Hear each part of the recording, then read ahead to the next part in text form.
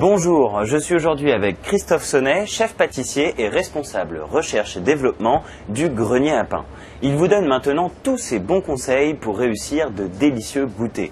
En effet, Christophe vous explique maintenant comment réaliser un 4 quarts amélioré, autrement appelé pain de gêne à la framboise. Vous allez voir, c'est délicieux, regardez bien. Donc en effet, aujourd'hui nous allons réaliser un pain de gêne qui est un 4 quarts amélioré, car il est beaucoup plus moelleux et beaucoup plus fin en bouche.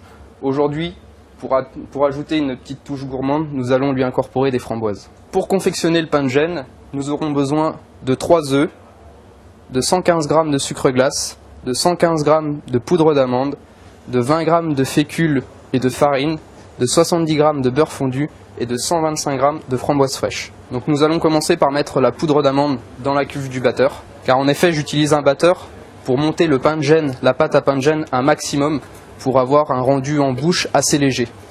Mais si vous n'avez pas de batteur à la maison, il est également possible de le monter à la main au fouet. Donc ensuite, je mets le sucre glace avec la poudre d'amande dans la cuve du batteur. Nous incorporons un œuf au mélange sucre glace et poudre d'amande. Donc maintenant, nous mettons en montée l'œuf, le sucre glace et la poudre d'amande. Au début, nous mettons le batteur en position assez faible jusqu'à l'obtention d'une pâte homogène et compacte. Après, nous pouvons accélérer le batteur en position maximum et monter les œufs avec l'appareil à pain de gêne. Donc, quand vous obtenez un mélange bien homogène, un peu clair et léger, vous pouvez commencer à remettre le dernier œuf pour ensuite monter le pain de gêne une dizaine de minutes.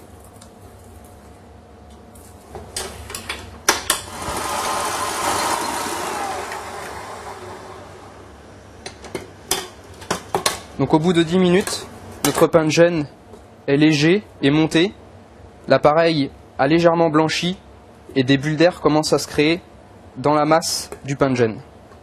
Nous avons débarrassé le pain de gêne dans un cul de poule et maintenant nous allons lui incorporer la farine et la fécule qui ont été préalablement tamisées, chose très importante pour ne pas avoir de grumeaux dans l'appareil. À l'aide d'une spatule, je mélange délicatement la farine et la fécule dans la pâte à pain de gêne. Donc là, nous incorporons le beurre fondu au pain de gêne. Il faut mélanger toujours délicatement pour ne pas faire retomber l'appareil. Le beurre, ici, dans la recette, va servir à donner surtout de la texture et du goût, le goût fondant au pain de gêne lors de la dégustation. Donc nous allons garnir nos moules avec la pâte à pain de gêne.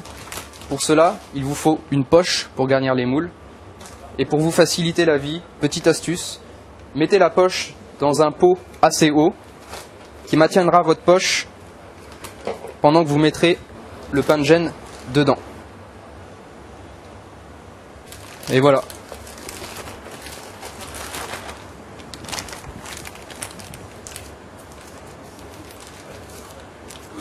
Ensuite, il vous suffit de couper le bout de la poche. Maintenant, à l'aide de notre poche garnie du pain de gêne, nous allons pouvoir garnir nos moules.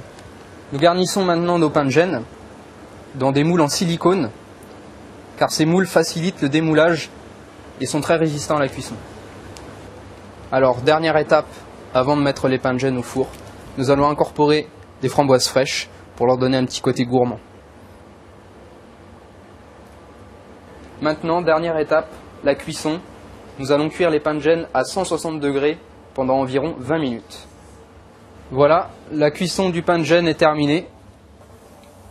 Nos pains de gêne sont cuits, il ne reste plus qu'à les démouler et les décorer.